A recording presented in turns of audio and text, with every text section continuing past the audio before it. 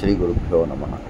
द्वितीयसूत्रे तु हरस्य चेतनप्रपञ्चापेक्षायाः इருக்கு தப்பு. சேதனப்பிரபஞ்சாபேக்ஷயா பாடபேதம் அதுதான் நான் போட்டிருக்கேன். PIM சாதுன்னு போட்டிருக்கேன்.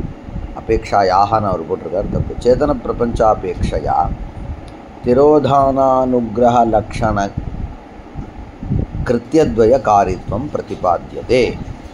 இப்போ ரெண்டாவது சூத்திரத்தை என்ன பண்ணார்? பிரபஞ்சம் வந்து அச்சேதன பிரபஞ்சம், அர்த்த பிரபஞ்சம் வந்து அச்சேதன பிரபஞ்சா, அர்த்த பிரபஞ்சம் அச்சேதன பிரபஞ்சா, சேதன பிரபஞ்சகான்னு ரெண்டாக இருக்கு இல்லையா? இதான் முதல்ல சொன்னோம். அதில் அச்சேதனம் சேதனம் ரெண்டு பிரபஞ்சத்துக்கும் சிருஷ்டி ஸ்திதி சம்ஹாரம் மூணுத்தையும் பண்ணுறார். சேத்தன பிரபஞ்சத்துக்கு திரோதானம் அனுகிரகம்ன்ற ரெண்டு தான் பண்ணுறார். द्वितीय सूत्रे तु हरस्य चेतन प्रपंचापेक्षया तिरोधान अनुग्रह लक्षण कृत्यद्वय कारित्वं प्रतिपाद्यते. द्वितीय सूत्रे प्रतिपाद्यते.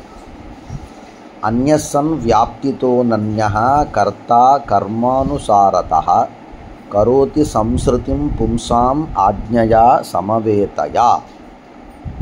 अन्यस्सन् अन्यः सन् व्याप्तितः अनन्यः कर्ता कर्मानुसारतः करोति संसृतिं पुंसाम् आज्ञया समवेतया इति पदानि.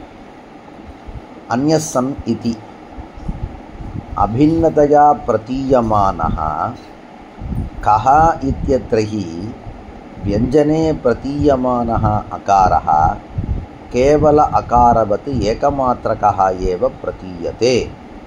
व्यञ्जनयोगे नाधिकमात्रः एवं शिवोऽपि अणुषु तदभिन्नत्वेनैव प्रतीयते इत्यर्थः. என்னது அப்படின்னா சொல்கிறார் ஒரு உதாரணம். இதுக்கு இன்னும் உள்ளுக்குள்ளே வரல. இந்த வியாக்கியானுடைய சைலி வேறு மாதிரி இருக்குது. வாக்கிய வியாக்கியா வந்து உனக்கு பதச்சேதம் சொல்லிவிட்டு பதார்த்தம் சொல்லிவிட்டு வாக்கியார்த்தம் சொல்லிவிட்டு அப்புறம் மேல் கொண்டு வந்து விசாரத்துக்கு சொல்லுவாள். இப்போ அப்படின்னு எடுத்தோன்னே அப்படியே விசாரம் ஆரம்பிச்சிடுற மாதிரி. உதாரணம் என்னன்னா, அ ஆ இ ஊன் இருக்கு. அத்த அ அப்படின்னு ஒரு வர்ணம் இருக்குது. காக்க க கங்க சாச்ச ஜ கு கு கு குங்கு. இந்த இடங்களில் கு கு கு குன்னு வியஞ்சனங்கள் இருக்குது. இன்னொரு இடம் எடுத்துக்கோ, கக்கா கிக்கி குக்குன்னு இது ஒரு இடம். இப்படி மூணு உதாரணம் எடுத்துக்கலாம். இதில் அ ஆ இல வந்து கேவலம் ஸ்வரவர்ணங்கள் இருக்குது. கு கு கு குங்கும் போது கேவலம் வியஞ்சன வர்ணம் இருக்குது. காக்கா கிக்கின்னும் போது வியஞ்சனம் ஸ்வரம் ரெண்டும் சேர்ந்துருக்கு. இப்போ அ ஆ இல இடத்துல அ உதாரணம் எடுத்துட்டோம்னா அ கு க மூணு உதாரணம் எடுக்கலாம். அ கு க மூணு உதாரணம்.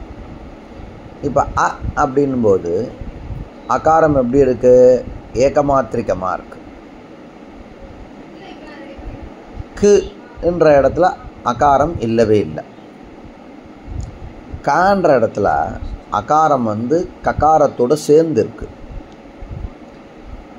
அப்போ கான்ற இடத்துல அகாரத்துக்கு ககாரத்தோட வியாப்தி இருக்குது, சம்பந்தம் இருக்குது. ககாரத்தோட அகாரத்துக்கு வியாப்தி சம்பந்தம் இருந்தாலும் கூட ககாரத்தோட அகாரத்துக்கு வியாப்தி இல்லாத அன்ற இடத்துல அகாரம் என்ன மாத்திரிகமாக இருக்கோ அதே மாத்திரிகமாக தான் கான்ற இடத்துல இருக்குது. அதே மாதிரி சம்பந்தம் ஏற்பட்டதுனால சம்பந்தியில் விகாரம் எந்த விகாரமும் இல்லை. ஆன்ற இடத்துல கேவல அகாரம் இருக்குது. கான்ற இடத்துல ககாரத்தோடு சேர்ந்த அகாரம் இருக்குது. ககாரத்தோட அகாரம் சேர்ந்திருந்தாலும் கூட அகாரத்தில் எப்படி இருக்கோ அதே மாதிரி தான் ககாரத்துலையும் இருக்குது. ஏகமாத்திரிகமாக இருக்குது. அதே மாதிரி சிவன் வந்து தனியாக இருக்கும்போது என்ன ஸ்வபாவமோ அதே ஸ்வபாவம் தான் எல்லா ஜீவாத்மாக்களுக்குள்ளுக்குள்ளே அந்தர்யாமியாக சேர்ந்துருக்கார். சேர்ந்து இருக்கும்பொழுது அவருடைய சுபாவம் மாறறதில்லை. ஏன் இதை சொல்கிறார் அப்படின்னா, பாசத்தோட சிவனுக்கு சம்மந்தப்பட்டால் சிவனுக்கு விகாரம் வந்துடுமே. அப்படின்னு கேள்வி வரும் இல்லையா? அப்படி கிடையாதுன்றதுக்காக இந்த உதாரணத்தை சொல்கிறார். அந்யசன் இதி அபின்னதையா பிரதீயமானஹ. அபின்னதையானா யார்? பஷ்வபேக்ஷயா அபின்னதையா. अभिन्नः अभिन्नः इत्युक्ते भेदः विद्यते परन्तु सम्बन्धित्वेन प्रतीयमानः इति अर्थः. अत्र अभिन्नतया इति शब्दः विद्यते. किं नाम अभिन्नत्वम् इत्युक्ते एकरूपत्वमेव किल अभिन्नत्वम्. इदानीं वह्न्यपेक्षया धूमस्य सम्बन्धः विद्यते वा अभिन्नत्वं विद्यते वा? अभिन्नत्वं विद्यते इति न वक्तुं. तर्हि सम्बन्धः तत्र किं तदपेक्षया भिन्नः विद्यते, तदपेक्षया भिन्नः विद्यते परन्तु सम्बन्धः विद्यते. अनल इङ्गे एन्ना अभिन्नतया प्रतीयमानः इत्यस्य सम्बन्धित्वेन प्रतीयमानः इत्यर्थः स्वीकर्तव्यः. அப்பதான் சரியா வரும். நான் இப்ப சொல்ற வியாக்கியானம் अभेदेन प्रतीयमानत्वम् अस्ति परन्तु भेदः अस्ति. अभे तथापि प्रतीतिविषयत्वे हि किम् अभेदः वस्तुतः तावत् भेदः. तथापि वक्तुं शक्नुमः. अभिन्नतया प्रतीयमानत्वादेव हेतोः विकारः संभवति इति संशये नास्ति. कुत्र इव? कः इत्यत्र इव इति. तस्मिन् पक्षे, परन्तु तस्मिन् पक्षे कः भवति? प्रतीतिविषयत्वम् आदाय विकारः नैव आशङ्कयितुं शक्यते. एवञ्च मदुक्तरीत्या यदि पश्यामः तर्हि साधु. अभिन्नत्वेन इत्यत्र सम्बन्धित्वेन प्रतीयमानः इत्यर्थे स्वीकृते क्लेशः नास्ति. भवतु उपरि पश्यामः. अभिन्नतया प्रतीयमानः शिवः कथम् अस्ति? कः इत्यत्र हि एव अकारविषये वदति. अभिन्नतया प्रतीयमानः कः इत्यत्र हि व्यञ्जने प्रतीयमानः अकारः. कः इत्यत्र व्यञ्जने प्रतीयमानः इत्यस्य व्यञ्जनेन साकं प्रतीयमानः इत्यर्थः. अथवा लोकः क इति सम्पूर्णं व्यञ्जनत्वेन गृह्णाति. तत्र प्रतीति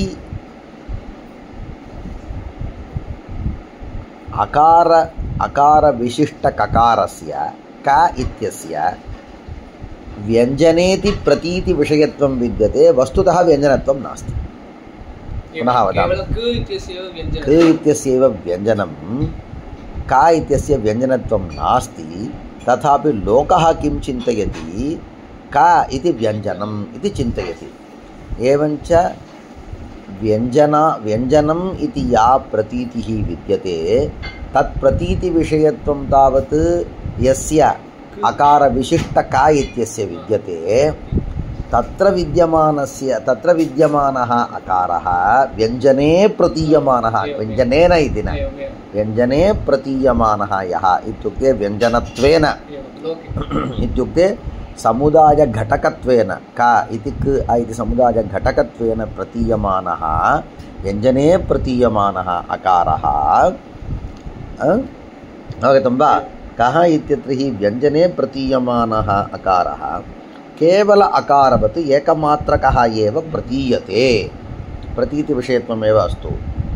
व्यञ्जनयोगे न अधिकमात्रकः. एवं तद्वत् शिवः अणुषु इदानीं किं जातम्? इदानीम् अहं वदामि. अभिन्नतया प्रतीयमानः इत्यत्र तावत् पुनः वदामि. सम्बन्धरूपः अर्थः मास्तु. वस्तुतः सर्वैः आत्मभिः साकम् ईश्वरः अन्तर्यामित्वेन सम्बद्धः अस्ति. ईश्वरं विना जीवः कोऽपि नास्ति. परन्तु लोकप्रतीतिविषयत्वं यदा आत्मनि इत्युक्ते तत्र ईश्वरसहितं आत्मानं लोकः आत्मत्वेन जानाति न तु ईश्वरविशिष्टत्वेन। एवञ्च लोक आत्मा इति प्रतीतिविषयत्वं कस्य विद्यते इत्युक्ते ईश्वरविशिष्टस्य आत्मनः आत्मत्वेन प्रतीतिः न तु ईश्वरविशिष्टत्वेन प्रतीतिः न तु तादृशप्रतीतिविषयीभूतः ईश्वरः क इत्यत्र यथा वा अकारः ककारापेक्षया अभिन्नः इत्युक्ते सम्बन्धेन हेतुना तस्य विकारः नास्ति, अथवा प्रतीतिविषयत्वमेव अस्ति। प्रतीतिविषयत्वादेव हेतोः तत्र न जीवत्वं। प्रतीतिविषयत्वादेव हेतोः तस्मिन् अकारे यथा वा व्यञ्जनत्वं नास्ति, अथवा एकमात्रिक अकारापेक्षया अधिकमात्रिकत्वमपि नास्ति। तद्वत् जीवः इति या प्रतीतिः विद्यते तादृशप्रतीतिविषयत्वं कुत्र विद्यते इत्युक्ते ईश्वरविशिष्ट आत्मनि।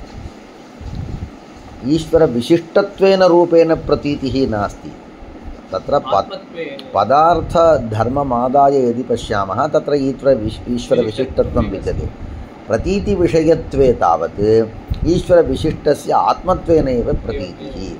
तथा प्रतीतौ सत्यामपि तस्मिन् शिवे भेदः एव नास्ति। अन्यः सन् इति अभिन्नतया प्रतीयमानः कः इत्यत्र हि व्यञ्जने तत्र अभिन्नतया प्रतीयमानः इति एकः विषयः। अन्यः सन् व्याप्तितः अनन्यः। अन्यः सन् इति विद्यते किल, अन्यः सन् इत्यस्य अनन्यः इत्यस्य अभिन्नतया प्रतीयमानः। अनन्यः इत्युक्ते अभिन्नः एव किल, अभिन्नतया प्रतीयमानः इति एकः विषयः। तस्य विवरणं कः इत्यत्र हि व्यञ्जने प्रतीयमानः अकारः केवल अकारवत् एकमात्रकः एव प्रतीयते, व्यञ्जनयोगे न अधिकमात्रकः। एवं शिवोऽपि अनुषु तदभिन्नत्वेन प्रतीयते इत्यर्थः। अयम् अन्यः सन्नेव केवलस्वरूपव्यञ्जनः पृथग्भावेन प्रतीयमानः सन्नेव व्याप्त्या अनन्यः भवति। अयम् अन्यः सन्नेव केवलस्वरूपव्यञ्जनः। अन्यः सन्नेव इत्युक्ते इदानीम् अयम् अन्यः सन्नेव इत्यनेन केवलस्वरूपव्यञ्जनः इति उच्यते। तर्हि अन्यः सन् इति एतद्वाक्यानुरोधेन अन्यः सन् इति ककारः निर्दिश्यते। अन्यः सन् इत्युक्ते जीवः निर्दिश्यते। दृष्टान्तपक्षे ककारः, दार्ष्टान्तिकपक्षे जीवः। जीवः इति न पशुः इति वक्तव्यम्। अयम् अन्यः सन्नेव केवलस्वरूपव्यञ्जनः पृथग्भावेन प्रतीयमानः सन्नेव। पृथग्भावेन प्रतीयमानः सन्नेव इत्युक्ते इदानीं पृथग्भावेन प्रतीयमानत्वं कुत्र, ककारे विद्यते इति। तद्वत् जीवः अन्यः सन्नेव अनन्य इत्यत्र तावत् अकारविषये ईश्वरविषये च प्रतिपादनं कृतम्। इदानीम् अन्य इति तावत् जीवः तद्वत् ककारः निर्दिश्यते। अयम् अन्यः सन्नेव केवलस्वरूपव्यञ्जनः पृथग्भावेन प्रतीयमानः सन्नेव इत्युक्ते अकारापेक्षया पृथग्भावेन प्रतीयमानः सन्नेव। ईश्वरापेक्षया जीवः पृथग्भाव प्रतीयमानः सन्नेव व्याप्त्या अनन्यः भवति, सम्बन्धेन अनन्यः भवति। तादृशः कर्ता इति अस्ति। महम् अन्यथा वद इत्युक्ते इदानीम् ईश्वरं त्यजामः इत्युक्ते पशुं त्यजामः, पतिमेव स्वीकुर्मः। पतिः तावत् अन्यः सन्, पश्वपेक्षया अन्यः सन् व्याप्तितः सम्बन्धम् आदाय अनन्यः भवति इत्युक्ते तत्र भिन्नः न भवति। पत्यपेक्षया पशु हा। पश्वपेक्षया पत्य। पशुः भिन्नः न भवति इति, अथवा स्वस्वरूपापेक्षया वस्तुतः तस्य स्वरूपं किं, यदा पशुभिः साकं सम्बन्धः नास्ति तदानीं तस्य यत् स्वरूपं तदेव स्वरूपं पशुसम्बन्धे सत्यपि इति। यथा वा आकारस्य अकारविषये व्याप्त्या इतोपि किञ्चित् विवरणं कर्तव्यम् अत्र। अन्यः सन् व्याप्तितो नन्यः कर्ता कर्मानुसारतः, तादृशः कर्ता पुंसां संसृतिं करोति, करोति संसृतिं पुंसाम् आज्ञया समवेतया इति। संसृतिं करोति, संसृतिः इत्यनेन सृष्टिः उच्यते, अवगतं वा? संसृतिं करोति पुंसां, पुंसाम् इति, पुंसाम् इत्युक्ते के ते पशवः अथवा अणवः। अस्मिन् सिद्धान्ते पशुः अणुः इति, पुमान् अणुः इति उच्यते। पुमान्, पुमान् इत्युक्ते स्त्री नास्ति इति अर्थः, नास्ति इति, स्त्री नास्ति इति नार्थः। तत्र पुंस् शब्देन स्त्रीनिष्ठ आत्मा अपि ग्राह्यः एव। पुंसां लिङ्गस्य तदपि तदपि नास्ति। नपुंसकस्य ग्रहणं नापेक्षते, केवलं पुंसः। पुंस् शब्देन आत्मा गृह्यते तावत्। तत्र स्त्रीणाम् आत्मा अपि तथैव। एवञ्च आत्मनि भेदः नास्ति, शरीरे एव पुंस्त्री इत्यादि भेदः, आत्मनि भेदः नास्ति।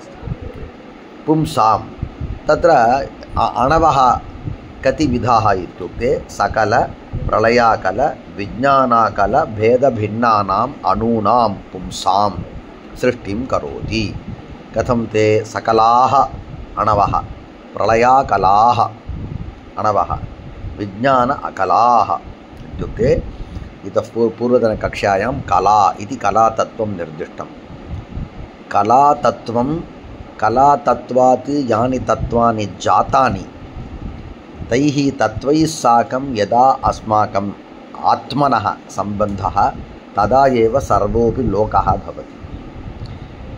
यतः यद्यपि मायातत्त्वापेक्षया कलातत्त्वं भिन्नं, तथापि मायायाः स्वतः किमपि कार्यं नास्ति, केवलम् उपादानत्वमेव।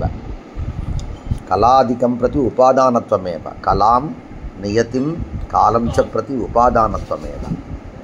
तत्र कार्यं यदि पश्यामः, तत्र जगद्रूपं कार्यं प्रति महोपादानत्वेन एव मायायाः कारणत्वं तद् परित्यज्य यदि पश्यामः कलादीनाम् एव कारणत्वं भवति। अतः कलया साकं कलया सह वर्तते इति सकलः। कलाशब्देन तत्र एते 30 तत्त्वानि ग्राह्यानि, 30 तत्त्वानि ग्राह्यानि। तत्र पुरुषतत्त्वमादाय यदि पश्यामः तर्हि 30। पुरुषतत्त्वं त्यक्त्वा यदि पश्यामः, पुरुषतत्त्वं त्यक्त्वा मायामपि स्वीकृत्य यदि गणयामः तर्हि तावत् 30। मायामपि त्यजामः, पुरुषमपि त्यजामः तर्हि 39 एव। परन्तु शास्त्रेषु एवं वर्णनं क्रियते, मायामपि स्वीकृत्य आहत्य 30 तत्त्वानि, 30 तत्त्वैः घटितम् एव इदं जगत्। तादृशं जगत् पुरुषः भुङ्क्ते कलादिपञ्चकञ्चुकम् आदाय प्रकृतिं भोक्तुमुद्यतः इति विद्यते। कलादिपञ्चकञ्चुकं तत्रापि एकः विषयः, सत्यं तदेव, कलादिपञ्चकञ्चुकम् इत्यत्र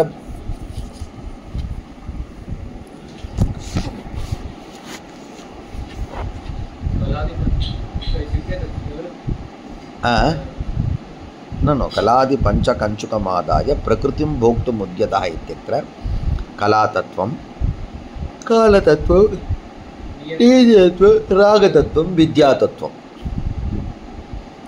एतादृश एतत् पञ्चकम् आदाय प्रकृतितत्त्वादारभ्य चत्वारिंशत् तत्त्वानि 24 तत्त्वங்கள் तत्र कलादि पञ्चकं 30 तत्त्वानि 30 तत्त्व घटितमेव सूक्ष्मशरीरं स्थूलशरीरमपि एवमेव सूक्ष्मशरीरं तावत् 30 तत्त्वघटितं तत्र 24 तत्त्वानि कलादि 5 तत्त्वानि मिलित्वा यदि पश्यामः 39 तत्त्वम् इति 30 आनयनाय किं कर्तव्यम् इत्युक्ते मायायाः गणने कृते अथवा तत्र प्रकृतितत्त्वं गुणतत्त्वम् इति उभयोः तावत् भेदे 25 तत्त्वानि भवेयुः तानि 25 तत्त्वानि अत्र तावत् 5 तत्त्वानि मायां त्यक्त्वा यदि पश्यामः तदानीं 30 तत्त्वानि अवगतं वा अतः कलादिपञ्चकञ्चुकसंयुक्तः इत्युक्ते पुरुष सहकारी प्रकृति विषयक भोगः पुरुषकर्तृकः प्रकृतिकर्मकः यः भोगः तादृशभोगं प्रति उपकारकानि सन्ति एतानि माया प्रभृति एव मायां त्यजतु उपादानमिति कारणात् कला कालः नियतिः रागः विद्या इति एतत् पञ्चकं तावत् एतत् पञ्चकं तावत् नोपभुङ्क्ते अपि तु प्रकृतिविषयक भोगं प्रति एतत् पञ्चकम् उपकुरुते इतरशास्त्रेषु प्रकृतेः आरभ्य तत्त्वानि अङ्गीकृतानि इदानीं कञ्चुकस्थाने एतानि तत्त्वानि 5 सन्ति किल तानि नाङ्गीकरोति इतरशास्त्रं किमर्थमेवम् उक्तवान् एवं च एतैः साकं यः पशुः विद्यते इत्युक्ते कलातत्त्वादारभ्य पृथिवीतत्त्वपर्यन्तं कला इत्युक्ते मायामपि स्वीकरोतु पृथ्वीतत्त्वपर्यन्तम् एतैः तत्त्वैः साकं सम्बद्धः आत्मा पशुः सकलः कलया सह वर्तते प्रलयकाले किं भवति तत्र मायायाः उपरि सः गच्छेत् वस्तुतः मोक्षः न प्राप्तः परन्तु इदानीं तत्र तावत् कर्मपाशः न पक्वः तद्वत् आणवपाशः अपि न पक्वः अतः पुनः भोगः अपेक्ष्यते परन्तु इदानीं प्रलयकालः इति कारणात् गृहे तिष्ठति यथा वा विरामकाले गृहे तिष्ठति तदानीम् अपि तस्य कलया साकं सम्बन्धः नास्ति कलया साकं सम्बन्धः नास्ति अतः अकलः परन्तु सम्पूर्णतया महाविद्यालयात् विरामं न प्राप्तवान् विरामकालः इति कृत्वा यद् विरामं प्राप्तवान् अतः प्रलयकालः इति कृत्वा सः कलया साकम् असम्बद्धः विद्यते तादृशस्य प्रलय अकलः प्रलयकारणात् अकलः प्रलये अकलः प्रलयकारणं तदनन्तरं विज्ञानाकलः इत्युक्ते तस्य विज्ञानं जातं विज्ञानम् आगतं तत्र परन्तु विज्ञानम् आगतम् इति कारणात् सः अकलः विद्यते तादृशः विज्ञानाकलः इत्येव अतः आत्मानः त्रिविधाः पशवः त्रिविधा आत्मानः इति न वक्तव्यं यतः मुक्तात्मानः भवेयुः अतः सकलप्रलयाकलविज्ञानाकलभेदभिन्नानाम् अणूनां संसृतिं करोति सृष्टिं करोति सृष्टिम् इत्युक्ते आत्मनां सृष्टिं सः सर्जनं करोति वा नूतनतया न आत्मानः नित्यभूताः तर्हि किम् आत्मनां संसृतिः नाम सृष्टिः करोति इति किम् एतत् इत्युक्ते आत्मानः बहवः सन्ति परन्तु तदा तत्तत् कालानुरोधेन कांश्चन आत्मनः तत्र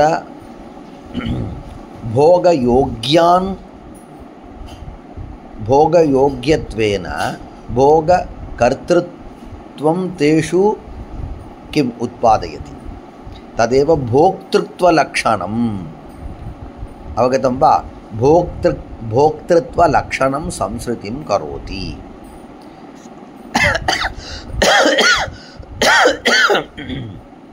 अवगतं वा तेषु भोक्तृत्वं सः घटयति आत्मानः नित्यभूताः तत्र भोक्तृत्वघटनमेव संसृतिः इत्युच्यते संसृतिं भोक्तृत्वलक्षणं किं तत् भोक्तृत्वलक्षणम् इत्युक्ते पश्यतु अयम् अस्मिन् शक्तिः विद्यते अणौ शक्तिः विद्यते पुरतः भोगः विद्यते भोग्यपदार्थः विद्यते अस्य अयं तावत् भोक्तुं समर्थः पुरतः खाद्यवस्तु विद्यते तर्हि स्वयमेव सः खादति ईश्वरस्य अत्र का अपेक्षा विद्यते इति चेत् न तत्र पुरतः यद्यपि खाद्यपदार्थः विद्यते यद्यपि अस्य क्षुधा विद्यते यद्यपि अयं खादितुं प्रभवति शक्नोति तथापि यदि अन्यत्र अस्य मनः लग्नं स्यात् तदानीं खादने न प्रवर्तेत अयं तर्हि यथा वा सेल्फोन् पश्यन् खादने न प्रवर्तते तद्वदेव स्यात् तदानीं किं कर्तव्यं सेल्फोन् इत्यस्य तिरोधानं कर्तव्यं तद्वत् ईश्वरः किं करोति तिरोधानं करोति भोक्तृत्वलक्षण तिरोधानं मलत्रयमोचनलक्षणम् अनुग्रहं च भोक्तृत्वलक्षणतिरोधानं भोक्तृत्वं नाम तिरोधानं नाम किम् इत्युक्ते इदानीं भोग्यत्वेन यानि वस्तूनि आगतानि तेषु एव प्रवृत्तिः स्यात् इत्युक्ते तद्भिन्नविषयान् सः तावत् तिरस्करोति तदेव तिरोधानं तेन तेषां तिरोधानेन किं भवति अस्य पुरतः विद्यमानपदार्थे प्रवृत्तिः स्यात् तदेव तन्निष्ठभोक्तृत्वम् इति भोक्तृत्वलक्षणं तिरोधानं करोति अनुग्रहं करोति इत्युक्ते किम् इत्युक्ते मलत्रयमोचनलक्षणम् अनुग्रहं क्रमशः अस्मिन् मलत्रयमोचनं भवति अस्य त्रिभ्यः मलेभ्यः मोचनं भवति आणवमलं कार्ममलं मायामलम् इति तदेव अनुग्रहं तदुभयं करोति कथं करोति कर्मरूपसहकारिकारणेन यदि तिरोधानम् अनुग्रहम् इति एतदुभयं सः करोति यथा वा घटं करोति तद्वत् तिरोधानम् अनुग्रहं च करोति तत्र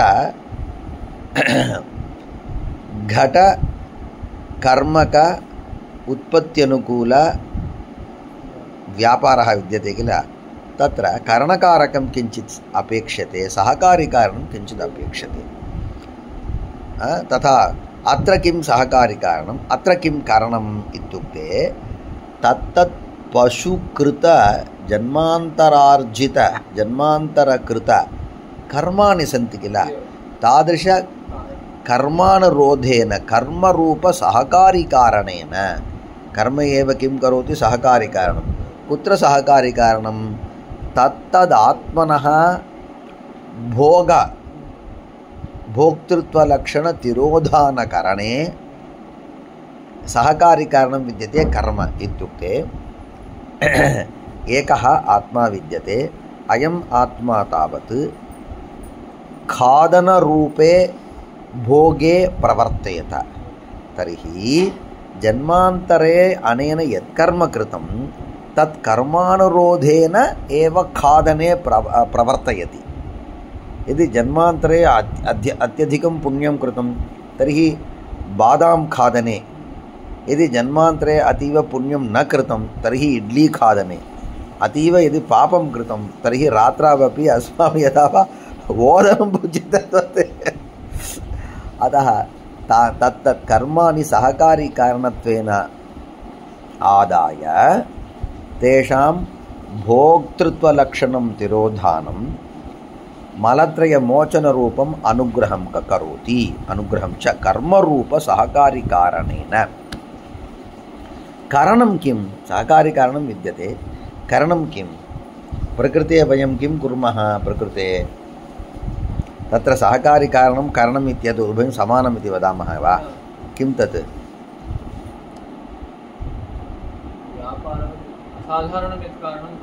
असाधारणं कारणं किम् अत्र दण्डः कुलालविषये दण्डचक्रादिकम् इत्येव किल तत् किं वदामः तत् सहकार्यकारणम् इत्येव कारणं त्रिविधं किं तत् उपादानकारणं निमित्तकारणं सहकारिकारणम् इति नास्ति वा न किं न्यायेन पठितं वा किं तत्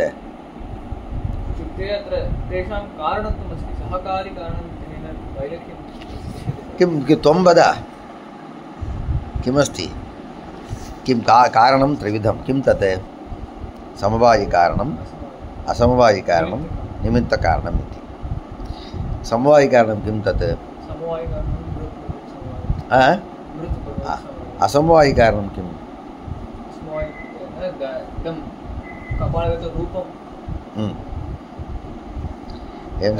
कार्येन साकं यत् समवेतं कारणं विद्यते तादृशसमवायिकारणेन साकं यत् समवेतं विद्यते तदेव एतत् कार्यं प्रति असमवायिकारणं सत्यं वा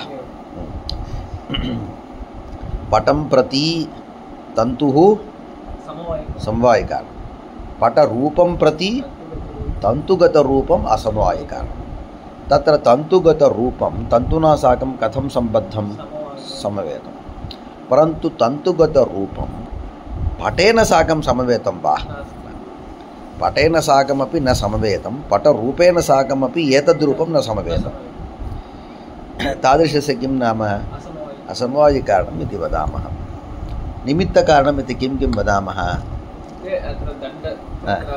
कुलालः एव कर्ता दण्डादिकं किम् इति कुलालः निमित्तकारणं कुलालः तावत् निमित्तकारणं भवति एवं किल अत्र सहकारिकारणं किम् इत्युक्ते कर्म कारणं किम् इत्युक्ते कर्तरि शिवे तत्समवेततया या शक्तिः विद्यते सा एव शक्तिः कारणं तर्हि शिवः कर्ता कारणं भवति कारणं किं भवति शक्तिः स्वनिष्ठसमवेतशक्तिः एव कारणं भवति कर्ता करणेन भोक्तृत्वलक्षणं तिरोधानं करोति तिरोधत्ते तत्र सहकारिकारणं किं भवति इत्युक्ते तन्निष्ठ तत्कृत जन्मान्तरार्जित कर्म तावत् सहकारिकारणं विद्यते कर्मरूपसहकारिकारणेन आज्ञा अपरपर्याय स्वसमवेत चिच्छक्तिरूपकरणेन च करोति अवगतं वा करोति संसृतिम् इति विद्यते संसृतिः नाम सृष्टिः तत्र इतः पूर्वं तावत् सृष्टिशब्देन तिरोधानम् अनुग्रहः इत्येतदुभयं ग्राह्यमिति उक्तम् अन्यः संव्याप्तितो नन्यः कर्ता कर्मानुसारतः करोति संसृतिं पुंसाम् इति विद्यते संसृतिशब्दस्य यद्यपि सृष्टिः इत्यर्थः तथापि पूर्वसूत्रे एव सृष्टिः स्थितिः संहारः इति एतत् कार्यत्रयं प्रतिपादितम् एवञ्च अत्र संसृतिशब्देन तिरोधानम् अनुग्रहः इत्येतदुभयमेव ग्राह्यम् अवगतं वा संसृतिं भोक्तृत्वलक्षणतिरोधानम् अनुग्रहं मलत्रयमोचनलक्षणम् अनुग्रहं च इति उक्तम् अवगतं तर्हि भुक्तिं मुक्तिं च प्रयच्छति इत्यर्थः सामान्यसृष्टिः अपि न स्थितिः अपि न संहारः अपि न अपितु तिरोधानं करोति तिरोधानेन तिरोधानं किं लक्षणं भोक्तृत्वलक्षणं तिरोधानम् इति उक्तं तर्हि तिरोधाने कृते पशुः किं करोति भोगे प्रवर्तेत एवञ्च एवं संसृतिं करोति इत्यनेन पशूनां भुक्तिं प्रयच्छति इति तिरोधानं करोति इत्युक्ते भोगे प्रवर्तयति इत्यर्थः अनुग्रहं करोति इत्युक्ते मुक्तिं प्रयच्छति इत्यर्थः एवञ्च प्रकृतसूत्रे संसृतिम् इति शब्देन तिरोधानम् अनुग्रहम् इति उभयोः ग्रहणेन भुक्तिं मुक्तिं च प्रयच्छति तिरोधानेन भुक्तिम् अनुग्रहेण मुक्तिं च प्रयच्छति इति पर्यवसानं करोति भुक्तिं मुक्तिं च प्रयच्छति इत्यर्थः एवं च व्याप्तितः अनन्यः सन् अन्यः कर्ता कर्मानुसार एवं च किम् अन्वयकर्मं वदति व्याप्तितः अनन्यः सन् अन्यः पश्वपेक्षया अनन्यः सन् सत्यं व्याप्तितः इत्युक्ते व्याप्तिमादाय यदि पश्यामः तत्र किमस्ति अनन्यत्वं विद्यते वस्तुतः किं विद्यते अन्यत्वं विद्यते एवञ्च व्याप्तितः अनन्यः सन् पूर्वत्र तावत् अन्यः सन् व्याप्तितः अनन्यः इति उक्तम् इदानीं तावत् अनन्यः सन् व्याप्तितः अनन्यः सन् अन्यः व्याप्तितः एव अनन्यत्वं वस्तुतः तावत् अन्यत्वमेव व्याप्तितः अनन्यः सन् अन्यः कर्ता कर्मानुसारतः समवेतया आज्ञया कर्मानुसारतः इत्युक्तत्वात् कर्म सहकारिकारणम् समवेतया आज्ञया इति तृतीयया करणत्वं समवेतया आज्ञया च पुंसां संसृतिं करोति संसृतिग्रहणम् उपलक्षणं मुक्तेः अपि संसृतिः इत्यनेन तिरोधानम् अनुग्रहः इत्येतदुभयं गृह्यते इति कारणात् तत्र संसृतिशब्देन न केवलं भुक्तिः अपि तु मुक्तिः अपि ग्राह्या एवञ्च भुक्तिं मुक्तिं च करोति इति फलितः अर्थः सहकारिकारणं कर्म हि द्विविधं धर्माधर्मभेदेन इति विस्तरशः विवृणोति बहूनि सन्ति धर्माधर्मभेदेन पुनरपि कायिककर्म मानसिककर्म पुनरपि सञ्चितं प्रारब्धम् आगामि इति एवं रीत्या बहुप्रकारं कर्मणां कर्म बहुविधमिति विस्तरशः अत्र उच्यते भवतु